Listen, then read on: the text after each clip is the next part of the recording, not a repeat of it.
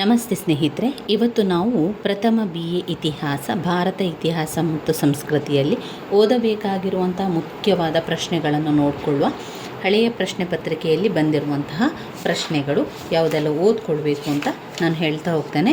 ನಿಮ್ಮ text book ಇದ್ದರೆ text ಬುಕ್ಕಲ್ಲಿ ಗುರುತನ್ನು ಹಾಕ್ಕೊಳ್ಳಿ, ಇಲ್ಲ ಅಂತಾದರೆ ನಿಮ್ಮ ಪಾಯಿಂಟ್ಸ್ ಬುಕ್ಕಲ್ಲಿ ಪ್ರಶ್ನೆಗಳನ್ನು ಬರ್ಕೊಳ್ಳಿ. ಇದೆಲ್ಲ ಕೂಡ ನಾನು ಹಳೆಯ ಪ್ರಶ್ನೆ ಪತ್ರಿಕೆಗಳನ್ನು ನೋಡಿಕೊಂಡು ಅದರಲ್ಲಿ ರಿಪೀಟಾಗಿ ಬಂದಿರುವಂತಹ ಪ್ರಶ್ನೆಗಳನ್ನು ಗುರುತನ್ನು ಹಾಕ್ಕೊಂಡಿರುವಂಥದ್ದು. ಆರಂಭದಲ್ಲಿ ಈ ಪ್ರಶ್ನೆಗಳನ್ನೇ ಓದ್ಕೊಳ್ಳಿ, ನಂತರ ನಿಮಗೆ ಸಮಯಾವಕಾಶ ಇದ್ದರೆ ಇನ್ನುಳಿದಿರುವಂತಹ ಪ್ರಶ್ನೆಗಳನ್ನು ಕೂಡ ನೋಡ್ಕೊಳ್ಳಿ ಸ್ನೇಹಿತರೆ. ಮೊದಲಿಗೆ ಇತಿಹಾಸದ ಅಧ್ಯಯನದ ಪ್ರಾಮುಖ್ಯತೆ, ವೆರಿ ಇಂಪಾರ್ಟೆಂಟ್ ಆಗಿರುವಂಥದ್ದು. 10 ಅಂಕಕ್ಕೆ ಹೆಚ್ಚಾಗಿ ಕೇಳಿರುವಂಥ ಪ್ರಶ್ನೆ ಇತಿಹಾಸದ ಅಧ್ಯಯನದ ಪ್ರಾಮುಖ್ಯತೆ.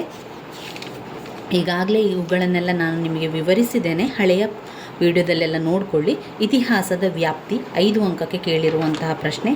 ಅದಾದ ಮೇಲೆ ಭಾರತದ ಇತಿಹಾಸದ ಮೇಲೆ ಭೂಗೋಳ ಶಾಸ್ತ್ರದ ಪ್ರಭಾವ, ಅಂದರೆ ಬೇರೆ ಬೇರೆ ಯಾವುದೆಲ್ಲ ಒಂದು ಪ್ರದೇಶದಲ್ಲಿ ಬರ್ತದೆ ಎನ್ನುವಂಥದ್ದು ಬರೆಯುವಂಥದ್ದು. ಹಿಮಾಲಯ ಪರ್ವತ ಶ್ರೇಣಿ ಇರ್ಬೋದು, ಹಿಂದೂ ಗಂಗಾ ನದಿ ಬಯಲು ಪ್ರದೇಶ, ಇವುಗಳನ್ನೆಲ್ಲ ಬರಿತಾ ಹೋಗುವಂಥದ್ದು. ನಂತರ 5 ಅಂಕಕ್ಕೆ ಬಂದಿರುವಂಥ ಪ್ರಶ್ನೆ ದಕ್ಕನ್ ಪ್ರಸ್ಥಭೂಮಿ 5 ಅಂಕಕ್ಕೆ ಕೇಳಿದ್ದಾರೆ. ಅದಾದ ಮೇಲೆ ಬಂದಿರುವಂಥದ್ದು ಶಾಸನ ಆಧಾರಗಳು 5 ಅಂಕಕ್ಕೆ ಬಂದಿರುವಂತಹ ಪ್ರಶ್ನೆಯಾಗಿದೆ. ನಂತರ ನಾಣ್ಯಗಳನ್ನು ಕೂಡ 5 ಅಂಕಕ್ಕೆ ಕೇಳಿದ್ದಾರೆ. ನಾಣ್ಯಗಳ ಬಗ್ಗೆ ನಾಣ್ಯ ಅಂತ ಕೊಡ್ತಾರೆ, 5 ಅಂಕ ಅಂತ ಬಂದು. ಇನ್ನು ನೀವು ನೋಡೋದಾದರೆ ಇತಿಹಾಸದ ಕಾಲ ವಿಂಗಡಣೆಯನ್ನು ಓದ್ಕೊಳ್ಳಿ. ಪ್ರತ್ಯೇಕವಾಗಿ ಒಂದೊಂದನ್ನು ಪ್ರತ್ಯೇಕವಾಗಿ ಓದ್ಕೊಳ್ಳಿ. ಅದನ್ನು ಅವರು 5 ಅಂಕಕ್ಕೆ ಕೇಳ್ತಾರೆ. ಒಂದು ಹಳೆಯ ಪ್ರಶ್ನೆ ಪತ್ರಿಕೆಯಲ್ಲಿ ಹೊಸ ಶಿಲಾಯುಗ ಅಂತ ಕೊಟ್ಟಿದ್ದಾರೆ, ಮತ್ತೊಂದು ಪ್ರಶ್ನೆ ಪತ್ರಿಕೆಯಲ್ಲಿ ನಿಯೋಲಿಥಿಕ್ ಅಂತ ಕೊಟ್ಟಿದ್ದಾರೆ. ನಿಯೋಲಿಥಿಕ್ ಅಂತ ಬಂದಾಗ ನಮಗೆ ಅದು ಯಾವ ಶಿಲಾಯುಗ ಅಂತ ಗೊತ್ತಾಗೋದಿಲ್ಲ, ಅದುವೇ ಹೊಸ ಶಿಲಾಯುಗ. ಅದರಿಂದ ಎರಡು ಹೆಸರನ್ನು ಕೂಡ ನೀವು ನೋಡ್ಕೊಳ್ಬೇಕು, ಇಂಗ್ಲೀಷ್ನಲ್ಲಿ ಇರುವ ಹೆಸರು ಕೂಡ ನೋಡ್ಕೊಳ್ಬೇಕು. ನಿಯೋಲಿಥಿಕ್ ಅಂದರೆ ಹೊಸ ಶಿಲಾಯುಗ, ಹಳೆ ಶಿಲಾಯುಗ ಅಥವಾ ಪ್ಯಾಲಿಯೋಲಿಥಿಕ್ ಎನ್ನುವಂಥದ್ದನ್ನು ನೆನಪಲ್ಲಿ ಇಟ್ಕೊಳ್ಳಿ. ಇದನ್ನು ಪ್ರತ್ಯೇಕವಾಗಿ ಅವರು 5 ಅಂಕಕ್ಕೆ ಕೊಟ್ಟಿದ್ದಾರೆ. ಹಳೆಯ ಪ್ರಶ್ನೆ ಪತ್ರಿಕೆಯಲ್ಲಿ ನೀವು ನೋಡಿದರೆ ಅದರಲ್ಲಿ ಅವರು ಅದನ್ನು ಕೊಟ್ಟಿದ್ದಾರೆ ನೋಡಿ. ನಿಯೋಲಿಥಿಕ್ ಅಥವಾ ಹೊಸ ಶಿಲಾಯುಗ ಇಂಪಾರ್ಟೆಂಟ್ ಆಗಿರುವಂಥದ್ದು. ಹಾಗೆಯೇ ಕಬ್ಬಿಣದ ಯುಗ 5 ಅಂಕಕ್ಕೆ ಬಂದಿರುವಂಥ ಪ್ರಶ್ನೆ, ಕಬ್ಬಿಣದ ಯುಗ. ಇನ್ನು ಬರುವಂತಹ ಮುಖ್ಯವಾದಂತಹ ಪಾಠ ವೆರಿ ಇಂಪಾರ್ಟೆಂಟ್ ಆಗಿರುವಂಥದ್ದು ಹರಪ್ಪ ಸಂಸ್ಕೃತಿಯ ಲಕ್ಷಣಗಳು. ಹರಪ್ಪ ಸಂಸ್ಕೃತಿಯ ಲಕ್ಷಣಗಳನ್ನು ಓದ್ಕೊಳ್ಬೇಕು. ಅದರ ಜೊತೆಗೆ ಮೆಹೆಂಜೋದಾರ 5 ಅಂಕಕ್ಕೆ ಕೇಳಿರುವಂತಹ ಪ್ರಶ್ನೆ, ಮೆಹೆಂಜೋದಾರದ ಬಗ್ಗೆ. ನಂತರ ಹರಪ್ಪ ಸಂಸ್ಕೃತಿಯ ಲಕ್ಷಣಗಳು, ಅದರಲ್ಲಿ ಹರಪ್ಪ ಸಂಸ್ಕೃತಿಯ ಸಾಮಾಜಿಕ ಜೀವನ, ಆರ್ಥಿಕ ಜೀವನ, ಧಾರ್ಮಿಕ ಜೀವನ ಎಲ್ಲವನ್ನು ಕೂಡ ಓದ್ಕೊಳ್ಬೇಕು. ಹರಪ್ಪ ಸಂಸ್ಕೃತಿಯ ಸಾಮಾಜಿಕ, ಆರ್ಥಿಕ, ಧಾರ್ಮಿಕ ಜೀವನಗಳು ಮುಖ್ಯವಾಗಿರುವಂಥ ಪ್ರಶ್ನೆ. ಅದಾದ ನಂತರ ಬರುವಂಥದ್ದು ವೈದಿಕ ಸಾಹಿತ್ಯದಲ್ಲಿ ಇಂಪಾರ್ಟೆಂಟ್ ಆಗಿರುವಂಥ ಪ್ರಶ್ನೆಗಳು 5 ಅಂಕಕ್ಕೆ ಋಗ್ವೇದವನ್ನು ಕೇಳಿದ್ದಾರೆ. ಇದರಲ್ಲಿ ನೀವು ಎಲ್ಲವನ್ನು ಕೂಡ ಓದ್ಕೊಳ್ಳಿ. ಋಗ್ವೇದ ಅಂದರೆ ಏನು, ಅಂತಿಮ ವೇದ, ಸಾಮವೇದ, ಅಥರ್ವಣ ವೇದ, ಬ್ರಾಹ್ಮಣಕಗಳು, ಉಪನಿಷತ್ತುಗಳು. ಇದರಲ್ಲಿ ಪ್ರಶ್ನೆ ಪತ್ರಿಕೆಗಳಲ್ಲಿ 2-3 ಪ್ರಶ್ನೆ ಪತ್ರಿಕೆಗಳಲ್ಲಿ ಬಂದಿರುವಂಥದ್ದು ಒಂದು ಉಪನಿಷತ್ತು, ಮತ್ತೊಂದು ಋಗ್ವೇದ ಆಗಿದೆ. ಅದು 5 ಅಂಕದ ಪ್ರಶ್ನೆಯಾಗಿ ಬಂದಿರುವಂಥದ್ದು. ಇನ್ನು 15 ಅಂಕದ ಪ್ರಶ್ನೆ, ಋಗ್ವೇದದ ಕಾಲದ ರಾಜಕೀಯ, ಸಾಮಾಜಿಕ, ಆರ್ಥಿಕ ವ್ಯವಸ್ಥೆಯನ್ನು ವಿವರಿಸಿ. ಋಗ್ವೇದದ ಕಾಲದ ಆರ್ಥಿಕ, ರಾಜಕೀಯ, ಸಾಮಾಜಿಕ ವ್ಯವಸ್ಥೆಯನ್ನು ವಿವರಿಸಿ ಅಂತ ಕೇಳಿದ್ದಾರೆ. ಪ್ರತ್ಯೇಕವಾಗಿ ಋಗ್ವೇದದ ಕಾಲದ ಸಾಮಾಜಿಕ ಜೀವನದ ಬಗ್ಗೆ ತಿಳಿಸಿ ಅಂತ ಕೇಳಿದ್ದಾರೆ. ಅದೇ ರೀತಿಯಲ್ಲಿ ವೇದೋತ್ತರದ ಕಾಲದ ಸಾಮಾಜಿಕ, ಆರ್ಥಿಕ, ರಾಜಕೀಯ ಜೀವನದ ಬಗ್ಗೆ ಕೂಡ 15 ಅಂಕಕ್ಕೆ ಬರುವಂತಹ ಪ್ರಶ್ನೆ, ವೇದೋತ್ತರ ಕಾಲದ ಸಾಮಾಜಿಕ, ಆರ್ಥಿಕ ಪರಿಸ್ಥಿತಿಗಳು. ಇನ್ನು ಇದಾದ ನಂತರ ನಾವು ಓದಬೇಕಾಗಿರುವಂತಹ ಪ್ರಶ್ನೆ ಯಾವುದು ಅಂತ ನೋಡುವ. ಹೊಸ ಮತಗಳ ಉದಯಗಳಲ್ಲಿ ಹೊಸ ಧರ್ಮದ ಏಳಿಗೆ ಅಥವಾ ಹೊಸ ಮತಗಳ ಉದಯಕ್ಕೆ ಕಾರಣವಾಗಿರುವಂಥ ಅಂಶ ಜೈನ ಧರ್ಮ ಮತ್ತು ಬೌದ್ಧ ಧರ್ಮ. ಅದರ ಎರಡರ ಬಗ್ಗೆ ಕೂಡ ಓದ್ಕೊಳ್ಬೇಕು. ಬೌದ್ಧ ಧರ್ಮ 10 ಅಂಕಕ್ಕೆ, ಜೈನ ಧರ್ಮ 10 ಅಂಕಕ್ಕೆ ಕೇಳುವಂತಹ ಪ್ರಶ್ನೆ. ಹೊಸ ಧರ್ಮದ ಏಳಿಗೆಗೆ ಕಾರಣವಾಗುವ ಅಂಶಗಳು 10 ಅಂಕಕ್ಕೆ ಬಂದಿದೆ ಪ್ರಶ್ನೆ. ಅದಾದ ನಂತರ ಮಹಾವೀರ ಜೀವನ ಬೋಧನೆಗಳು 5 ಅಂಕಕ್ಕೆ ಕೇಳಿರುವಂತಹ ಪ್ರಶ್ನೆ. ಬೌದ್ಧ ಧರ್ಮದ ಬಗ್ಗೆ 10 ಅಂಕಕ್ಕೆ 2 ಬಾರಿ ಬಂದಿದೆ. ಬೌದ್ಧ ಧರ್ಮದ ಬಗ್ಗೆ ಸಂಪೂರ್ಣ ಬರೀಬೇಕು. ಗೌತಮ ಬುದ್ಧನ ಬಾಲ್ಯ ಜೀವನ ಇರ್ಬೋದು, ಹಾಗೆ ಗೌತಮ ಬುದ್ಧನ ಬೋಧನೆಗಳು. ಅಷ್ಟಾಂಗ ಮಾರ್ಗವನ್ನು ಪ್ರತ್ಯೇಕವಾಗಿ ಕೇಳಿದ್ದಾರೆ.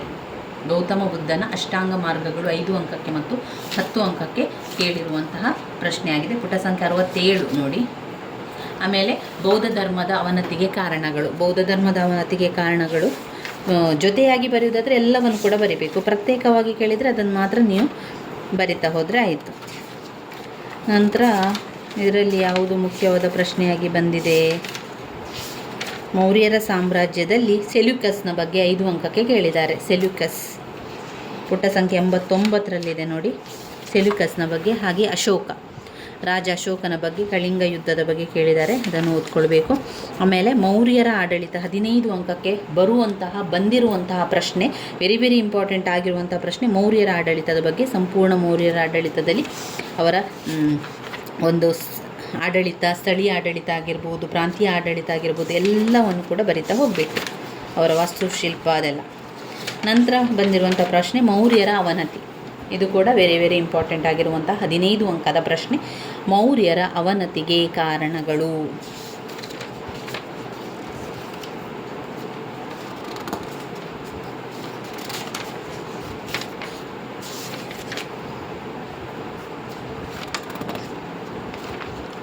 ಇನ್ನು ಬರುವಂಥದ್ದು ಗುಪ್ತರ ಕೊಡುಗೆ. ಗುಪ್ತರ ಕೊಡುಗೆ 15 ಅಂಕಕ್ಕೆ ಬರುವಂತಹ ಪ್ರಶ್ನೆ.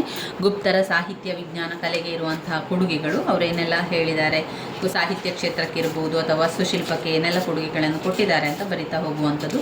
ಗುಪ್ತರ ಆಡಳಿತದ ಬಗ್ಗೆ, ಅವರ ಒಂದು ಸಾಂಸ್ಕೃತಿಕ ಬೆಳವಣಿಗೆಯನ್ನೆಲ್ಲ ಏನೆಲ್ಲ ಮಾಡಿದರು, ವಿಜ್ಞಾನದ ಬೆಳವಣಿಗೆ, ಅವರ ಕಲೆ, ವಾಸ್ತುಶಿಲ್ಪದ ಬಗ್ಗೆಲ್ಲ ಬರಿತಾ ಹೋಗಬೇಕು. ಇದಾದ ನಂತರ ಹರ್ಷವರ್ಧನನ ಸಾಧನೆ 10 ಅಂಕಕ್ಕೆ ಬಂದಿರುವಂತಹ ಪ್ರಶ್ನೆ. ಹರ್ಷವರ್ಧನನ ಸಾಧನೆಗಳನ್ನು ಬರೀಬೇಕು. ಅದಾದ ಮೇಲೆ 5 ಅಂಕಕ್ಕೆ ನಳಂದ ವಿಶ್ವವಿದ್ಯಾನಿಲಯದ ಬಗ್ಗೆ ಓದ್ಕೊಳ್ಳಿ. ನಳಂದ ವಿಶ್ವವಿದ್ಯಾನಿಲಯ 141 ಪುಟ ಸಂಖ್ಯೆಯಲ್ಲಿದೆ ನಳಂದ ವಿಶ್ವವಿದ್ಯಾನಿಲಯದ ಬಗ್ಗೆ. ಅದಾದ ಮೇಲೆ ರಜಪೂತರ ಸಾಮಾಜಿಕ ಸಾಂಸ್ಕೃತಿಕತೆಯ ಬಗ್ಗೆ, ರಜಪೂತ ಸಮಾಜ ಮತ್ತು ಸಂಸ್ಕೃತಿಯ ಬಗ್ಗೆ ಬರೀಲಿಕ್ಕೆ ಓದ್ಕೊಳ್ಬೇಕು ಅದನ್ನು. ಅದಾದ ಮೇಲೆ ನಾವು ಓದ್ಕೊಳ್ಬೇಕಾಗಿರುವಂಥದ್ದು ಸಂಗಮ್ ಯುಗ ನೋಡಿ, 5 ಅಂಕಕ್ಕೆ ಬಂದಿರುವಂಥ ಪ್ರಶ್ನೆ ಕೇಳಿದ್ದಾರೆ. ಹಳೆಯ ಪ್ರಶ್ನೆ ಪತ್ರಿಕೆಯಲ್ಲಿ ಸಂಗಮ್ ಯುಗದ ಬಗ್ಗೆ ಕೇಳಿದ್ದಾರೆ. ಟೆಕ್ಸ್ಟ್ ಬುಕ್ ಇದ್ದವರೆಲ್ಲ ಈ ರೀತಿ ಟೆಕ್ಸ್ಟ್ ಬುಕ್ಕಲ್ಲಿ ಗುರುತನ್ನು ಹಾಕ್ಕೊಳ್ಳಿ. ನಿಮಗೆ ಟೆಕ್ಸ್ಟ್ ಬುಕ್ ಸಿಗಲಿಲ್ಲ, ಸಾಫ್ಟ್ ಕಾಪಿ ಅಂತ ಕೊಟ್ಟಿದ್ದರೆ ನೀವೇನು ಮಾಡಿ, ನೀವೊಂದು ಪಾಯಿಂಟ್ಸ್ ಬುಕ್ಕಲ್ಲಿ ಇದನ್ನೆಲ್ಲ ಬರ್ಕೊಳ್ಳಿ. 2ನೇ ಪುಲಿಕೇಶಿ 10 ಅಂಕಕ್ಕೆ ಕೇಳಿದ್ದಾರೆ ಪ್ರಶ್ನೆ. ಒಂದು ಪಾಯಿಂಟ್ಸ್ ಬುಕ್ ತಗೊಳ್ಳಿ, ಅದರಲ್ಲಿ ಈ ಘಟಕದಿಂದ ಯಾವ ಪ್ರಶ್ನೆ ಬಂದಿದೆ ಅಂತ ಬರ್ಕೊಳ್ಳಿ. ಪ್ರತಿಯೊಂದು ಘಟಕದಿಂದ ಯಾವುದು ಓದ್ಕೊಳ್ಬೇಕು ಅಂತ ಬರೆಯಿರಿ. ಹಾಗೆ ಮುಖ್ಯವಾಗಿರುವಂತಹ ಪ್ರಶ್ನೆಗಳ ವಿವರಣೆಯನ್ನು ನಾನು ಕೊಟ್ಟಿದ್ದೇನೆ, ನನ್ನ ಹಳೆಯ ವಿಡಿಯೋದಲ್ಲಿದೆ, ಅದು ಪ್ಲೇ ಲಿಸ್ಟಲ್ಲಿದೆ ನೋಡಿ. ಎಲ್ಲವನ್ನು ಕೂಡ ನಾನು ಜೊತೆಯಾಗಿ ಮಾಡಿ ಪ್ಲೇ ಲಿಸ್ಟಲ್ಲಿ ಹಾಕಿದ್ದೇನೆ. ಆ ಪ್ಲೇ ಲಿಸ್ಟಲ್ಲಿ ಓಪನ್ ಮಾಡಿಕೊಂಡು ಅದರಲ್ಲಿ ನೋಡ್ಕೊಳ್ಳಿ. ನಿಮಗೆ ವಿವರಣೆ ಬೇಕು ಅಂತಾದರೆ, ಒಂದು ವೇಳೆ ನಿಮ್ಮಲ್ಲಿ ಟೆಕ್ಸ್ಟ್ ಬುಕ್ ಇದೆ ಅಂತಾದರೆ ಅದರಲ್ಲಿ ಓದ್ಕೊಳ್ಳಿ. ನೀವು ಪಾಯಿಂಟ್ಸನ್ನು ಪಾಯಿಂಟ್ಸ್ ಬುಕ್ಕಲ್ಲಿ ಬರೀಬೇಕು. ನೆನಪಲ್ಲಿ ಆ ಪಾಯಿಂಟ್ಸ್ಗಳನ್ನು ಬರ್ಕೊಳ್ಳಿ. ಪಾಯಿಂಟ್ಸ್ ಬರ್ಕೊಳ್ಳುವಂಥದ್ದು ತುಂಬಾ ಇಂಪಾರ್ಟೆಂಟ್ ಆಗಿರುವಂಥದ್ದು. ಪರೀಕ್ಷೆ ಸಮಯದಲ್ಲಿ ನಿಮಗೆ ತುಂಬಾ ಅನುಕೂಲ ಆಗ್ತದೆ. ಚೋಳರ ರಾಜಕೀಯ ಇತಿಹಾಸ 10 ಅಂಕಕ್ಕೆ ಕೇಳಿದ್ದಾರೆ. ಚೋಳರ ಇತಿಹಾಸ ಪಾಯಿಂಟ್ಸನ್ನು ಬರ್ಕೊಳ್ಳಿ. ಆ ಪಾಯಿಂಟ್ಸನ್ನು ನೀವು ಅರ್ಥ ಮಾಡ್ಕೊಳ್ಳಿ, ಅಥವಾ ನೀವು ಒಂದು ವೇಳೆ ಆಗ್ತಾ ಇಲ್ಲ, ಆ ರೀತಿ ಅರ್ಥ ಮಾಡ್ಕೊಂಡು ಓದಲಿಕ್ಕೆ ಸಮಯ ಕೂಡ ಇಲ್ಲ ಅಂತಾದರೆ ಬಾಯ್ಪಾಠ ಮಾಡಿ ಆದರೂ ಪಾಯಿಂಟ್ಸನ್ನಷ್ಟು ಕಲಿಯಿರಿ. ಪಾಯಿಂಟ್ಸನ್ನೇ ಬರ್ತಾ ಹೋಗಬೇಕು. ಆ ಪಾಯಿಂಟ್ಸನ್ನು ನಿಮಗೆ ಯಾವ ರೀತಿ ವಿವರಿಸಲಿಕ್ಕೆ ಸಾಧ್ಯವೋ ಅದೇ ರೀತಿಯಲ್ಲಿ ವಿವರಿಸ್ತಾ ಹೋಗಿ. ಹೀಗೆ ವಿವರಣೆ ಇರಬೇಕು, ಹಾಗೆ ವಿವರಣೆ ಇರಬೇಕು ಅಂತ ಯಾವುದೇ ನಿಯಮ ಇಲ್ಲ. ನಿಮಗೆ ಯಾವ ರೀತಿ ವಿವರಿಸಬೇಕು ಅದೇ ರೀತಿ ವಿವರಿಸಿ. ಇನ್ನು 5 ಅಂಕಕ್ಕೆ ಬಂದಿರುವಂಥ ಪ್ರಶ್ನೆ ನಾಯನಾರರು. ಯಾರು ನಾಯನಾರರು ಅಂತ 5 ಅಂಕಕ್ಕೆ. ಅವರು ಶೈವ ಪಂಥದ ಸಂತರು. ಶೈವ ಪಂಥದ ಸಂತರನ್ನು ನಾಯನಾರರು ಅಂತ ಕರೆಯುವಂಥದ್ದು. ಇನ್ನು ಶಂಕರಾಚಾರ್ಯರ ಬಗ್ಗೆ ಕೇಳ್ತಾರೆ 10 ಅಂಕಕ್ಕೆ. ರಾಮಾನುಜಾಚಾರ್ಯರ ಬಗ್ಗೆ ಓದ್ಕೊಳ್ಬೇಕು. ಆಮೇಲೆ ಮಧ್ವಾಚಾರ್ಯರ ಬಗ್ಗೆ ಕೇಳ್ತಾರೆ. 5 ಮತ್ತು 10 ಅಂಕಕ್ಕೆ ಕೇಳುವಂಥ ಪ್ರಶ್ನೆಗಳಿವು. ಬಸವಣ್ಣನು, ಶಂಕರಾಚಾರ್ಯರು, ರಾಮಾನುಜಾಚಾರ್ಯರು, ಮಧ್ವಾಚಾರ್ಯರು, ಬಸವಣ್ಣನವರ ಬಗ್ಗೆ ಓದ್ಕೊಳ್ಳಿ. ಅವರು ಎಲ್ಲಿ ಜನಿಸಿದ್ದಾರೆ, ಅವರು ಯಾವ ರೀತಿಯ ಒಂದು ಸಿದ್ಧಾಂತವನ್ನು ತಿಳಿಸಿದ್ದಾರೆ, ಯಾವ ವಿಚಾರವನ್ನು ಅವರು ಪ್ರತಿಪಾದಿಸಿದ್ದಾರೆ ಎನ್ನುವಂಥದ್ದು ನಿಮಗೆ ಗೊತ್ತಿದ್ದರೆ ನಂತರ ಬರೀಲಿಕ್ಕೆ ಆಗ್ತದೆ ನಿಮಗೆ. ಅದರಿಂದ ಒಮ್ಮೆ ನೋಡ್ಕೊಂಡು ಹೋಗಿ, ಅದನ್ನು ಓದ್ಕೊಂಡು ಹೋಗಿ.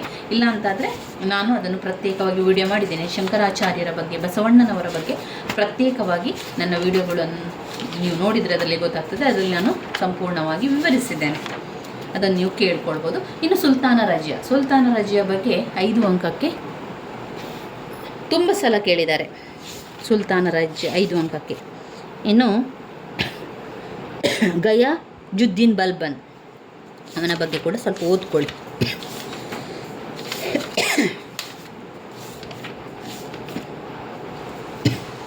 ಇನ್ನು ತುಂಬಾ ಇಂಪಾರ್ಟೆಂಟ್ ಆಗಿರುವ 15 ಅಂಕದ ಪ್ರಶ್ನೆ ಹೇಳ್ತಾ ಹೋಗ್ತಾನೆ. ಅಲ್ಲಾವುದ್ದೀನ್ ಖಿಲ್ಜಿಯ ಆಡಳಿತ ಸುಧಾರಣೆ. ವೆರಿ ಇಂಪಾರ್ಟೆಂಟ್ ಆಗಿರುವ ಪ್ರಶ್ನೆ. ಹಲವು ಬಾರಿ ಹಲವು ಪ್ರಶ್ನೆ ಪತ್ರಿಕೆಯನ್ನು ನೀವು ನೋಡಿದರೆ ಗೊತ್ತಾಗ್ತದೆ. ಇತಿಹಾಸದ ಪ್ರಶ್ನೆ ಪತ್ರಿಕೆಯಲ್ಲಿ ಅಲ್ಲಾವುದ್ದೀನ್ ಖಿಲ್ಜಿಯ ಪ್ರಶ್ನೆಗಳನ್ನು ಕೇಳ್ತಾರೆ. ಅಲ್ಲಾವುದ್ದೀನ್ ಆಡಳಿತ ಸುಧಾರಣೆ ಪುಟ ಸಂಖ್ಯೆ 168ರಲ್ಲಿದೆ ನೋಡಿ. ಅದೇ ರೀತಿ ಮತ್ತೊಬ್ಬ ರಾಜ ಮಹಮ್ಮದ್ ಬಿನ್ ತುಗ್ಲಕ್. ಮಹಮ್ಮದ್ ಬಿನ್ ತುಗ್ಲಕ್ನ ಆಡಳಿತ ಸುಧಾರಣೆ ಕೂಡ ವೆರಿ ಇಂಪಾರ್ಟೆಂಟ್ ಆಗಿರುವಂತಹ ಮತ್ತೊಂದು ರಾಜನ ಆಡಳಿತದ ಬಗ್ಗೆ. ಮಹಮ್ಮದ್ ಬಿನ್ ತುಗ್ಲಕನ ಆಡಳಿತ ವೈಫಲ್ಯ ಕೂಡ ಇಂಪಾರ್ಟೆಂಟ್ ಆಗಿರುವಂಥದ್ದು. ಮಹಮ್ಮದ್ ಬಿನ್ ತುಗ್ಲಕ್ನ ಆಡಳಿತ ಮತ್ತು ವೈಫಲ್ಯ ಎಲ್ಲ ಜೊತೆಯಾಗಿ ಓದ್ಕೊಳ್ಳಿ.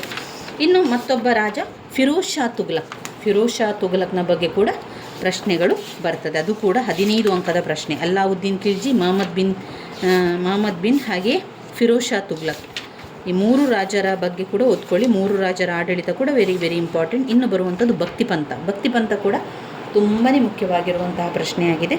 ಭಕ್ತಿಪಂಥದ ತತ್ವಗಳನ್ನು ಓದ್ಕೊಳ್ಳಿ. ಭಕ್ತಿಪಂಥದ ಸುಧಾರಕರುಗಳ ಬಗ್ಗೆ ಓದ್ಕೊಳ್ಳಿ. ಅಲ್ಲಿ ಸುಧಾರಕರು ಅಂತ ಬಂದಾಗ 5 ಅಂಕಕ್ಕೆ ಮೀರಾಬಾಯಿಯ ಬಗ್ಗೆ ಕೇಳಿದ್ದಾರೆ. ಮೀರಾಬಾಯಿಯ ಬಗ್ಗೆ ಓದ್ಕೊಳ್ಳಿ. ಅದಾದ ಮೇಲೆ ಭಕ್ತಿಪಂಥವಾದ ಪರಿಣಾಮಗಳನ್ನು ಕೂಡ ಓದ್ಕೊಳ್ಳಿ. ಅದಾದ ಮೇಲೆ ಸೂಫಿ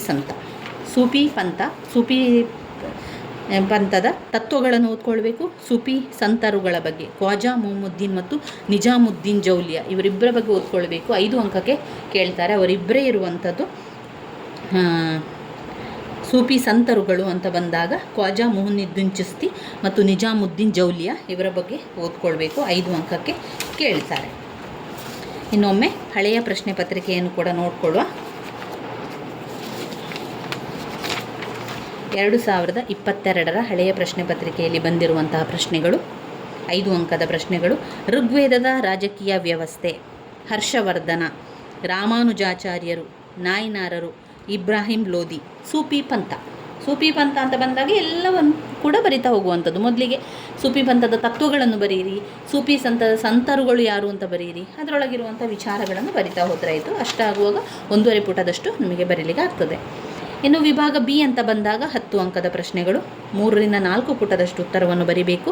ಸಿಂಧೂ ಕಣಿವೆ ನಾಗರಿಕತೆಯ ನಗರ ಯೋಜನೆಯನ್ನು ವಿವರಿಸಿ, ನಳಂದ ವಿಶ್ವವಿದ್ಯಾನಿಲಯ ಕುರಿತು ಟಿಪ್ಪಣಿ ಬರೆಯಿರಿ, ಗೌತಮಿಪುತ್ರ ಶಾತಕರ್ಣಿಯ ಸಾಧನೆಗಳನ್ನು ವಿವರಿಸಿ, ಚೋಳರ ರಾಜಕೀಯ ವ್ಯವಸ್ಥೆಯನ್ನು ಚರ್ಚಿಸಿ, ಅಲ್ಲಾವುದ್ದೀನ್ ಖಿಲ್ಜಿಯ ಆಡಳಿತ ಸುಧಾರಣೆಗಳನ್ನು ವಿಶ್ಲೇಷಿಸಿ ಎನ್ನುವಂಥದ್ದು. ಅವರಿಲ್ಲಿ 10 ಅಂಕಕ್ಕೆ ಆ ಪ್ರಶ್ನೆಯನ್ನು ಕೇಳಿದ್ದಾರೆ. ಅದು 15 ಅಂಕಕ್ಕೆ ಹೆಚ್ಚಾಗಿ ಬರುವಂತಹ ಪ್ರಶ್ನೆ, ಆದರೆ 10 ಅಂಕಕ್ಕೂ ಕೂಡ ಕೇಳ್ತಾರೆ ನೋಡಿ. ವಿಭಾಗ ಸಿಯಲ್ಲಿ ಗೌತಮ ಬುದ್ಧನ ಜೀವನ ಮತ್ತು ಬೋಧನೆಗಳನ್ನು ವಿವರಿಸಿ, ಅಶೋಕನ ಧಾರ್ಮಿಕ ನೀತಿಯನ್ನು ಚರ್ಚಿಸಿ, ಬಸವೇಶ್ವರರ ಸಾಮಾಜಿಕ ಧಾರ್ಮಿಕ ಸುಧಾರಣೆಯನ್ನು ವಿವರಿಸಿ, ಫಿರೋಜ್ ಶಾ ತುಗ್ಲಕ್ನ ಆಡಳಿತ ಸುಧಾರಣೆಗಳನ್ನು ವಿವರಿಸಿ. ಇವಿಷ್ಟು 15 ಅಂಕಕ್ಕೆ ಬಂದಿರುವಂಥ ಪ್ರಶ್ನೆಗಳಾಗಿದೆ ಸ್ನೇಹಿತರೆ. ಇವೆಲ್ಲ ಕೂಡ ತುಂಬಾ ಮುಖ್ಯವಾಗಿರುವಂಥ ಪ್ರಶ್ನೆಗಳು, ಓದಲೇಬೇಕಾಗಿರುವಂಥ ಆಗಿದೆ.